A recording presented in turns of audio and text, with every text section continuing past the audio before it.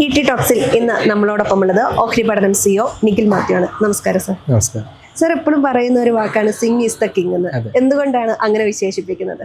പ്രധാനമായിട്ടും ഒരു റീറ്റെയിൽ ട്രേഡേഴ്സിനെ സംബന്ധിച്ചിടത്തോളം നമുക്ക് ഈസി ആയിട്ട് പാർട്ടിസിപ്പേറ്റ് ചെയ്യാൻ വേണ്ടിയിട്ട് പറ്റുന്നത് സ്വിംഗ് ട്രേഡിംഗ് ആണ്. ഈസി മീൻസ് ഒരു ജോലി ചെയ്യുന്നവരും അല്ലെങ്കിൽ സാധാരണ ഒരു വീട്ടമ്മമാരോ ഒക്കെ സംബന്ധിച്ചിടത്തോളം ഏറ്റവും ഈസി ആയിട്ട് പാർട്ടിസിപ്പേറ്റ് ചെയ്യാൻ പറ്റുന്നത് സ്വിംഗ് ട്രേഡിംഗ് ആണ്.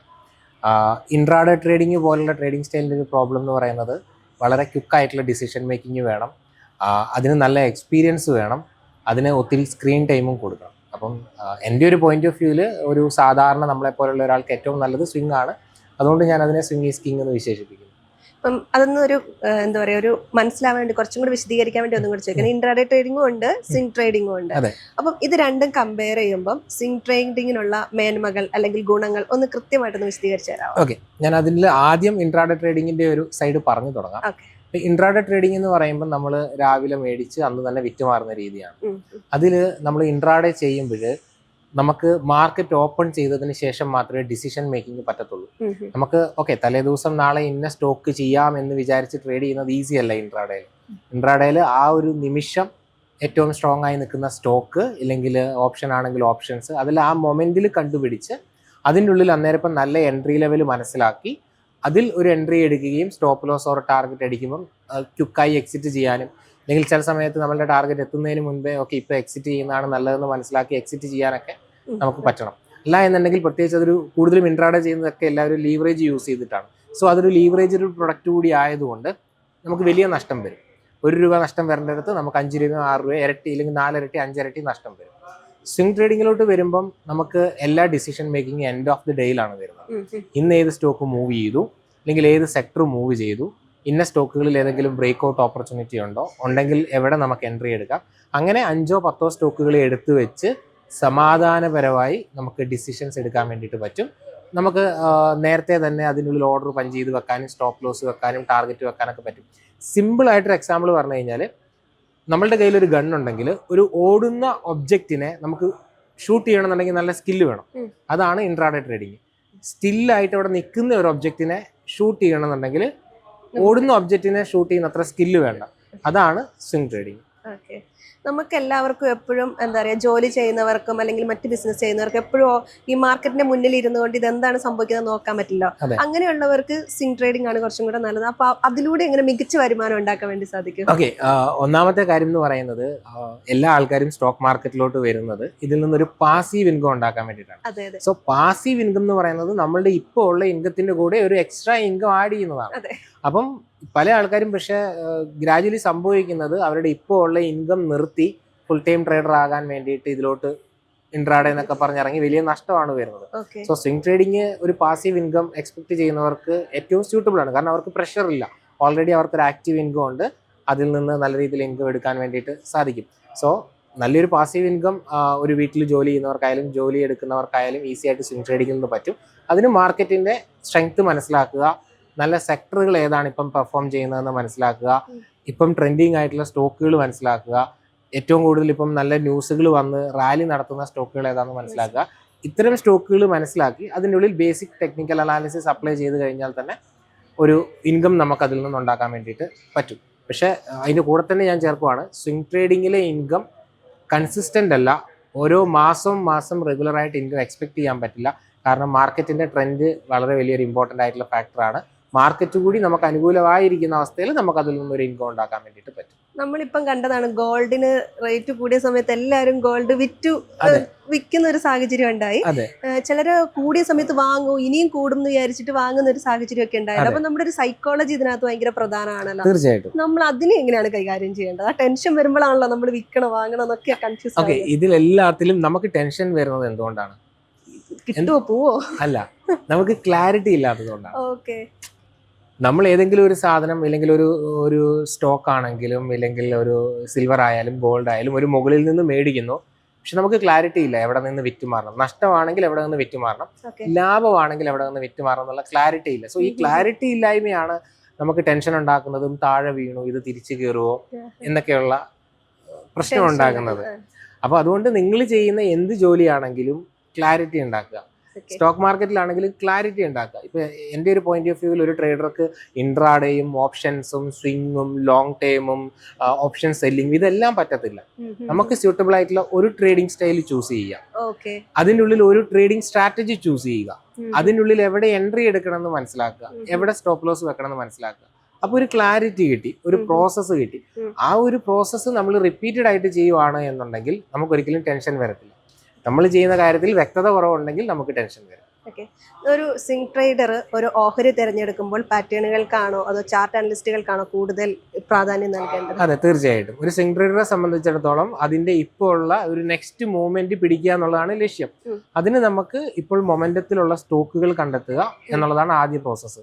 മൊമെന്റത്തിലുള്ള സ്റ്റോക്കുകൾ കണ്ടെത്തിയാൽ അതിൻ്റെ ഉള്ളിൽ നല്ല ടെക്നിക്കലി എൻട്രി ലെവൽ ഉണ്ടോ എന്ന് മനസ്സിലാക്കുക, അതിൽ എൻട്രി എടുക്കുക. സോ ആ ഒരു സ്റ്റോക്കിന്റെ മൊമെന്റം തന്നെയാണ് ഒരു സ്വിംഗ് ട്രേഡറുടെ ഏറ്റവും ഇമ്പോർട്ടന്റ് ആയിട്ടുള്ള ഒരു കാര്യം. ഒരു സ്വിംഗ് ട്രേഡിൽ എത്ര ദിവസം വരെ നമ്മൾ പൊസിഷൻ ഹോൾഡ് ചെയ്യണം, എപ്പോൾ എക്സിറ്റ് ചെയ്യണമെന്ന് നമുക്ക് എങ്ങനെ മനസ്സിലാകും? സ്റ്റിൽ നമുക്ക് ഒരു സ്റ്റോക്കിന്റെ എക്സാക്ട് ടോപ്പ് പിടിക്കാൻ വേണ്ടി പറ്റത്തില്ല. അപ്പൊ നമ്മൾ എടുത്ത റിസ്കിന്റെ ഒരു 3 ഇരട്ടി നമ്മൾ വെക്കുക. 3 ഇരട്ടി നമ്മൾ കാണുക. ഇപ്പൊ ഞാൻ 10% സ്റ്റോപ്പ് ലോസ് വെച്ചത് എങ്കിൽ ഞാൻ 30% ടാർഗറ്റ് സെറ്റ് ചെയ്യാം. അപ്പൊ എനിക്ക് എന്താണ് അവിടെ പ്രോഫിറ്റ് എടുത്ത് ഇറങ്ങാൻ വേണ്ടിയിട്ട് പറ്റും. അത് അവിടെ നിന്ന് എത്ര വരെ പോകുമെന്നോ അതിന്റെ ടോപ്പിൽ വരെ പോയി ഇതാണ് കറക്റ്റ് എക്സിറ്റ് പോയിന്റ് എന്ന് മനസ്സിലാക്കി ആർക്കും ഈ ലോകത്ത് എക്സിറ്റ് ചെയ്യാൻ പറ്റത്തില്ല. അപ്പൊ ആ ഒരു പ്രോസസ്സ് ബിൽഡ് ചെയ്യുക. ഞാൻ എടുക്കുന്ന റിസ്ക് അതിന്റെ 3 ഇരട്ടി ലാഭം കിട്ടിയാൽ ഞാൻ ഇറക്കും.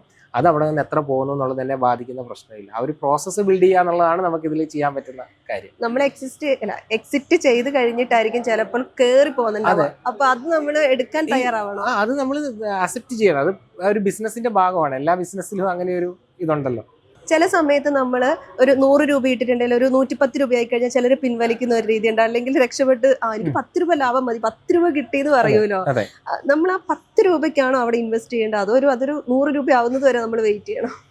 നേരത്തെ ഞാൻ പറഞ്ഞതിന്റെ അതേ ഉത്തരം തന്നെയാണ്. നമ്മൾ എത്ര റിസ്ക് എടുത്തു എന്നുള്ളതാണ് ഇതിൽ ആദ്യ ചോദ്യം. നമുക്ക് ആദ്യം എത്ര രൂപ ഇതിൽ നിന്ന് ലാഭം വേണമെന്ന് നമ്മൾ സ്വയം തീരുമാനിച്ച് അതിൽ ഉറച്ചു നിൽക്കണം. അല്ല, നമ്മൾ ഇതിൻ്റെ ഉള്ളിൽ ആദ്യം എത്ര രൂപ ഞാൻ കളയാൻ തയ്യാറാണെന്ന് കണ്ടുപിടിച്ചിട്ട് ഉറച്ചു നിൽക്കണം. അതിനെ ബേസ് ചെയ്തിട്ടാണ് നമ്മളുടെ ടാർഗറ്റ് വരുന്നത്. ഇപ്പൊ 2 രൂപ റിസ്ക് എടുത്ത ഒരാളെ സംബന്ധിച്ചിടത്തോളം 10 രൂപ വലിയ പ്രോഫിറ്റാണ്. പക്ഷെ 10 രൂപ റിസ്ക് എടുത്ത ഒരാളെ സംബന്ധിച്ചിടത്തോളം 10 രൂപ വലിയ പ്രോഫിറ്റ് അല്ല. അപ്പൊ 10 രൂപയിൽ എക്സിറ്റ് ചെയ്യുന്നത് തെറ്റാണെന്ന് നമുക്ക് പറയാൻ പറ്റത്തില്ല. ഇദ്ദേഹം എടുത്ത് റിസ്ക് എത്രയാണെന്നുള്ളതാണ് ഇതിൻ്റെ ഉള്ളിൽ ഇമ്പോർട്ടന്റ് ആയിട്ടുള്ള കാര്യം. സോ ഫസ്റ്റ് നിങ്ങളൊരു ട്രേഡ് എടുക്കുമ്പോൾ ഇതിൻ്റെ ഉള്ളിൽ എൻ്റെ റിസ്ക് എത്രയാണെന്ന് ഡിസൈഡ് ചെയ്യുക. അതിന്റെ 3 ഇരട്ടി ടാർഗറ്റ് കിട്ടുമ്പോൾ അത് 10 രൂപയാണെങ്കിലും 7 രൂപയാണെങ്കിലും 15 രൂപയാണെങ്കിലും നമുക്ക് എക്സിറ്റ് ചെയ്യാം. ഓഹരി പഠനം എന്ന പേര് സൂചിപ്പിക്കുന്നത് പോലെ തന്നെ ഒരു തുടക്കക്കാരൻ ഇപ്പൊ ഞാൻ മാർക്കറ്റിലേക്ക് ഇറങ്ങാണ്. അപ്പൊ ഞാൻ പഠിക്കേണ്ട 3 പ്രധാനപ്പെട്ട കാര്യങ്ങൾ എന്തൊക്കെയാണ്, അല്ലെങ്കിൽ ഞാൻ നിർബന്ധമായി അറിഞ്ഞിരിക്കണം? ഓക്കെ, സ്റ്റോക്ക് മാർക്കറ്റിലോട്ട് ഇറങ്ങുന്ന ആദ്യമായിട്ട് നിങ്ങൾ അറിഞ്ഞിരിക്കേണ്ടതെന്നല്ല, നിങ്ങൾ ചെയ്യേണ്ട ഫസ്റ്റ് കാര്യം എന്ന് എനിക്ക് തോന്നുന്നത് മ്യൂച്വൽ ഫണ്ടിൽ ഇൻവെസ്റ്റ് ചെയ്യുക എന്നുള്ളതാണ്. കാരണം മ്യൂച്വൽ ഫണ്ടാണ് നമുക്ക് വെൽത്ത് ക്രിയേറ്റ് ചെയ്ത് തരുന്നത്. സോ ഫസ്റ്റ് കാര്യം നിങ്ങൾ ഇൻവെസ്റ്റ്മെന്റ് സ്റ്റാർട്ട് ചെയ്യുക എന്നുള്ളതാണ്. രണ്ടാമത്തെ കാര്യം, നമ്മൾ ഡയറക്റ്റ് പാർട്ടിസിപ്പേറ്റ് ചെയ്ത് നമ്മൾ ചെയ്യുമ്പോൾ നമ്മളൊരു സ്കില്ലാണ് പഠിക്കുന്നത്. അതായത് ഈ ലോകത്ത് ഏത് സ്കിൽഡ് വർക്കിനും അതിൻ്റെ സമയം കൊടുക്കണം. സമയം കൊടുക്കാണ്ട് നമുക്കിത് പറ്റത്തില്ല. അതിപ്പോൾ ഒരു വെൽഡിങ് ആണെങ്കിലും അല്ലെങ്കിൽ പെയിൻറ്റിങ് ആണെങ്കിലും എന്താണെങ്കിലും. അപ്പോൾ സ്കിൽഡ് വർക്കിന് അതിനൊരു സമയം ആവശ്യമാണ്. ഒരു തുടക്കക്കാരാണെന്നുണ്ടെങ്കിൽ ഇതിനൊരു സമയം ആവശ്യമുണ്ട്, അത് കൊടുക്കാൻ തയ്യാറായിരിക്കണം. അപ്പം അതുവരെ ക്യാപിറ്റലിൻ്റെ ഒരു ചെറിയ ഭാഗം മാത്രം വെച്ചുകൊണ്ട് ട്രേഡ് ചെയ്യുക. അല്ലെങ്കിൽ ഇതൊരു പഠിക്കുന്ന സമയമാണെന്ന് മനസ്സിലാക്കി ചെറിയ ക്യാപിറ്റൽ മാത്രം യൂസ് ചെയ്യുക. മൂന്നാമത്തെ കാര്യം എന്ന് പറയുന്നത്, ഒരിക്കലും കടം മേടിച്ചോ ഇല്ലെങ്കിൽ ലോൺ എടുത്തോ നിങ്ങൾ ഇതിലോട്ട് വരരുത്. നിങ്ങൾ ജോലി ചെയ്ത് നിങ്ങളുടെ ക്യാപിറ്റലിൽ ഒരു എമൗണ്ട് നിങ്ങൾക്ക് സേവ് ചെയ്യാൻ പറ്റുന്നുണ്ട്, അത് ഇൻവെസ്റ്റ് ചെയ്യാൻ ആഗ്രഹിക്കുന്ന സമയത്ത് മാത്രം സ്റ്റോക്ക് മാർക്കറ്റിലോട്ട് വരിക. അല്ലാതെ എനിക്ക് കുറേ കടങ്ങളുണ്ട്, എനിക്ക് കുറേ ബാധ്യതയുണ്ട്, അപ്പോൾ ഇതിൽ വന്ന് ഞാനത് തീർക്കാം അല്ലെങ്കിൽ ഇതിൽ നിന്നൊരു ലാഭം ഉണ്ടാക്കാൻ പറ്റും എന്ന് വിചാരിച്ച് ആ ഒരു ഇതിലും വരരുത്. ഇപ്പൊ കടം മേടിച്ച് നമ്മൾ ഇൻവെസ്റ്റ് ചെയ്യരുത് എന്ന് പറഞ്ഞപ്പം എന്റെ കയ്യിലുള്ള ഒരു ക്വസ്റ്റ്യൻ അല്ല, പക്ഷെ മനസ്സിൽ നിന്നൊരു ക്വസ്റ്റ്യൻ ആണ്. നമുക്ക് എല്ലാവർക്കും എമർജൻസി ഫണ്ടിനെ കുറിച്ച് ധാരണ ഉണ്ടാവില്ല. പക്ഷെ ചിലർ എമർജൻസി ഫണ്ട് എടുത്തിട്ട് ചിലപ്പോൾ ഇതിനകത്ത് ഇൻവെസ്റ്റ് ചെയ്യാൻ വേണ്ടി തയ്യാറാവുമല്ലോ. അപ്പൊ നമ്മൾ അത്തരത്തിലൊരു റിസ്ക് എടുക്കാൻ പാടുണ്ടോ? ഇല്ല, തീർച്ചയായിട്ടും പാടില്ല. നമ്മൾ അവിടെ ട്രാപ്പ് ആയി പോകും. ഇപ്പൊ അതിനൊരു ബെസ്റ്റ് എക്സാമ്പിൾ ആണ് ഇപ്പം കഴിഞ്ഞ 2 വർഷമായിട്ട് മാർക്കറ്റ് റിട്ടേൺ തന്നിട്ടില്ല.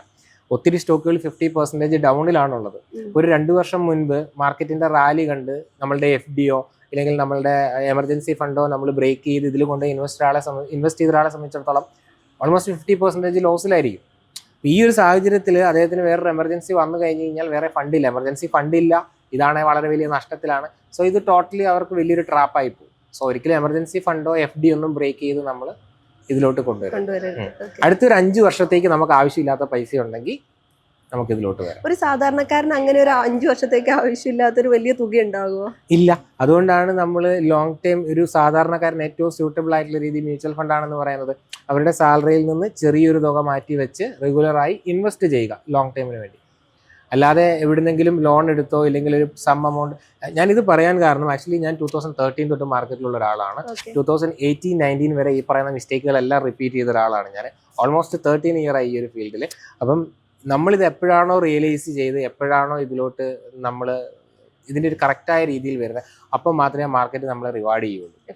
അല്ലെങ്കിൽ നമുക്ക് നഷ്ടങ്ങൾ തന്നുകൊണ്ടിരിക്കും. അതായത് നമ്മൾ മാർക്കറ്റിൽ ഇറങ്ങി കളിച്ചാൽ മാത്രമേ നമുക്ക് ഇതിൽ എന്താണ് സംഭവിക്കുന്നത് മനസ്സിലാവുള്ളൂ. മറ്റൊരാളുടെ ഇപ്പൊ എക്സ്പേർട്ട് അല്ലാത്ത നിങ്ങളെപ്പോലുള്ള എക്സ്പേർട്ടുകൾ പറയുന്ന അല്ലാതെ നമ്മൾ ചിലപ്പോൾ ഫ്രണ്ട്സിന്റെ സജഷനിൽ ചില കാര്യങ്ങൾ തീരുമാനം എടുക്കുമല്ലോ, അത് നമ്മളെ മൊത്തത്തിൽ സാമ്പത്തികമായി ബാധിക്കാനുള്ള ഒരു സാധ്യത കൂടിയില്ലേ?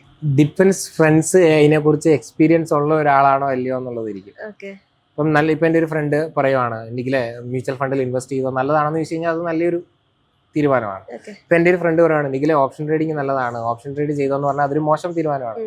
അപ്പം നമുക്കൊരു ബേസിക് ആയിട്ട് ഒരു ഫ്രണ്ട് സജസ്റ്റ് ചെയ്താലും ആര് സജസ്റ്റ് ചെയ്താലും ഇത് നല്ലതാണോ മോശമാണോ എന്ന് തിരിച്ചറിയാനുള്ളൊരു കഴിവ് നമുക്ക് വേണം. അല്ലെങ്കിൽ അതിനെക്കുറിച്ചൊരു ബേസിക് സ്റ്റഡിയെങ്കിലും നമ്മൾ നടത്താൻ തയ്യാറാണ്.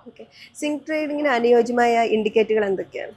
ഏറ്റവും നല്ലതെന്ന് എനിക്ക് തോന്നുന്നത് മൂവിങ് ആവറേജ് ആണ് സ്വിംഗ് ട്രേഡിങ്ങിന് ഏറ്റവും സ്യൂട്ടബിൾ ആയിട്ടുള്ള ഒരു ഇൻഡിക്കേറ്റേഴ്സ്. കാരണം നമുക്ക് ഈസി ആയിട്ട് ട്രെൻഡ് മനസ്സിലാക്കാൻ വേണ്ടിയിട്ട് പറ്റും. നമുക്ക് ഓവറോൾ മാർക്കറ്റിന്റെ ട്രെൻഡ് എന്താണെന്നൊക്കെ പറഞ്ഞു തരും. സോ ഒരു ബിഗിനറിന് ഏറ്റവും യൂസ് ചെയ്യാൻ പറ്റുന്ന ഏറ്റവും നല്ലൊരു ഇൻഡിക്കേറ്റർ മൂവിങ് ആവറേജ് ആണ്. നമ്മൾ സ്വിംഗ് ട്രേഡിങ്ങിലൂടെ മാസം ഒരു നിശ്ചിത ലാഭം പ്രതീക്ഷിക്കുന്നത് ഒരു നല്ല തീരുമാനമാണ്? അല്ല, തെറ്റാണ്. അതാ ഞാൻ നമ്മളിപ്പോൾ ഒരു സ്വിംഗ് ട്രേഡറെ സംബന്ധിച്ചിടത്തോളം എപ്പോഴും നമ്മൾ ചെക്ക് ചെയ്യുന്നത് ഒരു ക്വാർട്ടർലി ബേസിലോ അല്ലെങ്കിൽ ഒരു ഇയർലി ബേസിലോ ആയിരിക്കും. ലാസ്റ്റ് 1 ഇയറിൽ നമ്മളുടെ ബെഞ്ച് മാർക്ക് അല്ലെങ്കിൽ നിഫ്റ്റി റിട്ടേൺ തന്നിട്ടില്ല എന്നുണ്ടെങ്കിൽ ആ സിറ്റുവേഷനിൽ ഒരു സ്വിംഗ് ട്രേഡർ എനിക്ക് 30% റിട്ടേൺ ഉണ്ടാക്കണം എന്ന് ചിന്തിക്കുന്നത് തെറ്റാണ്. മാർക്കറ്റ് സിറ്റുവേഷനെ ബേസ് ചെയ്തിരിക്കും. അതുകൊണ്ട് ഒരിക്കലും നമ്മൾ അങ്ങനെ ഒരു മന്ത് ഓൺ മന്ത് ഒരിക്കലും ഇൻകമോ ഇല്ല പ്രോഫിറ്റോ സ്വിംഗ് ട്രേഡിങ്ങിൽ എക്സ്പെക്ട് ചെയ്യാൻ വേണ്ടിയിട്ട് പാടില്ല. സെക്ടർ റൊട്ടേഷൻ നടത്തുന്ന സ്വിംഗ് ട്രേഡിങ്ങിലെ ലാഭം വർദ്ധിപ്പിക്കാൻ വേണ്ടിയിട്ട് സഹായിക്കും. തീർച്ചയായിട്ടും നല്ല സ്ട്രോങ് സെക്ടേഴ്സ് മനസ്സിലാക്കി അതിൽ ഇൻവെസ്റ്റ് ചെയ്താൽ അല്ലെങ്കിൽ ട്രേഡ് ചെയ്ത് കഴിഞ്ഞാൽ നമ്മളുടെ വിന്നിങ് ആക്യുറസി കൂടും, നമ്മുടെ പ്രോഫിറ്റബിലിറ്റി കൂടും. ഒരാളിപ്പം ട്രേഡിങ്ങിലേക്ക് വരുവാണെങ്കിൽ അവർ നിർബന്ധമായി അറിഞ്ഞിരിക്കേണ്ട 3 കാര്യങ്ങൾ അല്ലെങ്കിൽ ഒരു ഉപദേശം എന്താണ് കൊടുക്കുക? വളരെ ചെറുതായിട്ട് സ്റ്റാർട്ട് ചെയ്യുക. നേരത്തെ പറഞ്ഞ പോലെ തന്നെ ഇൻവെസ്റ്റ് ചെയ്യുക, മ്യൂച്വൽ ഫണ്ടിലൊക്കെ ഇൻവെസ്റ്റ് ചെയ്യുക. പിന്നെ നേരത്തെ ഞാനത് റിപ്പീറ്റ് വീണ്ടും ചെയ്യുന്നത് വെച്ചാൽ കടം മേടിച്ച് ട്രേഡ് ചെയ്യരുത്. കാരണം അങ്ങനെയൊക്കെ ചെയ്തിട്ടുള്ള ഒരാളാണ് ഞാൻ. അപ്പോൾ അതുകൊണ്ട് ആ മിസ്റ്റേക്ക് ആരും റിപ്പീറ്റ് ചെയ്യരുത്. നിങ്ങളുടെ കയ്യിൽ നിങ്ങൾക്ക് മാറ്റി വെക്കാൻ പറ്റുന്ന തുകയ്ക്ക് മാത്രം ട്രേഡ് ചെയ്യുക. കാരണം ഇപ്പോഴും ഒത്തിരി കോഡ് വരും. ഞാൻ ട്രേഡ് ചെയ്ത് വലിയ പൈസ നഷ്ടം വന്നു, ഇപ്പം ജപ്തിയിലുള്ളവരുണ്ട്, നാട് വിട്ടുപോയവരുണ്ട്, അല്ലെങ്കിൽ പലതരത്തിലുള്ള ആൾക്കാരുണ്ട്. അപ്പം അത്തരം മിസ്റ്റേക്കുകൾ നിങ്ങൾ റിപ്പീറ്റ് ചെയ്യാതിരിക്കുക. മാർക്കറ്റ് എവിടെയും പോകുന്നില്ല. അടുത്ത 30 വർഷമോ 50 വർഷമോ ഇവിടെയുണ്ട്. അതുകൊണ്ട് തിരക്ക് കൂട്ടാതിരിക്കുക.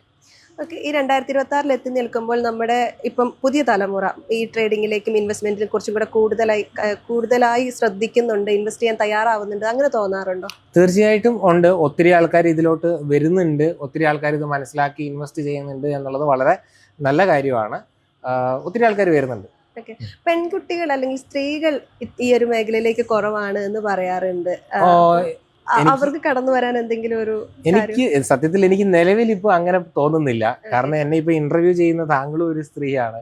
ഇപ്പം ഒത്തിരി നമുക്ക് വരുന്ന കോളുകളായാലും എൻക്വയറീസിലായാലും ഒത്തിരി സ്ത്രീകളുണ്ട്. അപ്പൊ എനിക്ക് തോന്നുന്നു ഈ ഒരു 2025-26 കാലഘട്ടത്തിൽ ആണുങ്ങളാണ് കൂടുതലുള്ളൊരു ഫീൽഡ്, സ്ത്രീകൾ കുറവുള്ള ഫീൽഡ്, അങ്ങനെ ഒരു ഫീൽഡ് ഉണ്ടെന്ന് തോന്നുന്നില്ല. എല്ലാവർക്കും ഈക്വൽ ഓപ്പർച്യൂണിറ്റിയാണ്.